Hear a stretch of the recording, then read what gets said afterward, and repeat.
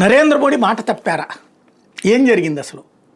వరుసగా రేపు 2వ తారీఖున అన్నదాత సుఖీభవ పీఎం కిసాన్ ఇస్తామన్నారు. ఇంతకుముందు పీఎం కిసాన్ రైతు భరోసా అనుకుంటాళ్ళ పేరు తెలుగు వైసీపీ హయాంలో. వాళ్ళు ఒక 7,500 వీళ్ళు ఇచ్చేవాళ్ళు, కేంద్రానికి సంబంధించిన 6,000. అంటే ఒక్కోసారి 3,500, ఓసారి 2,000, అట్లాగా 2 రోళ్ళు ఒక 3,500, 7,500 ఇచ్చేవాళ్ళు. వీళ్ళు 2,000 వేసేవాళ్ళు. ఆ మధ్య నరేంద్ర మోడీ త్వరలో నెక్స్ట్ ఇవ్వబోయేటటువంటిది తమ కేంద్ర ప్రభుత్వం పీఎం కిసాన్ని 10,000 చేయబోతున్నామని ప్రకటించారు. దానికి సంబంధించిన విధి విధానాలు రెడీ అవుతాయి. శుభవార్త అనేది పండగ రోజున అనౌన్స్ చేశారు. మరి ఇప్పుడు చూస్తే రాష్ట్ర ప్రభుత్వం చెప్తున్నది రేపు పీఎం కిసాన్ వేయబోతున్నటువంటిది 2,000 రూపాయలే. దాంతో ఇంకొక 5,000 రూపాయలు రాష్ట్ర ప్రభుత్వం వేయబోతుంది. తద్వారా 7,000 ఇవ్వబోతున్నారు అంటున్నారు. అంటే ఏంటి? పీఎం కిసాన్ 2,000 అంటే 3 రోజులు 6,000 అవుతుంది.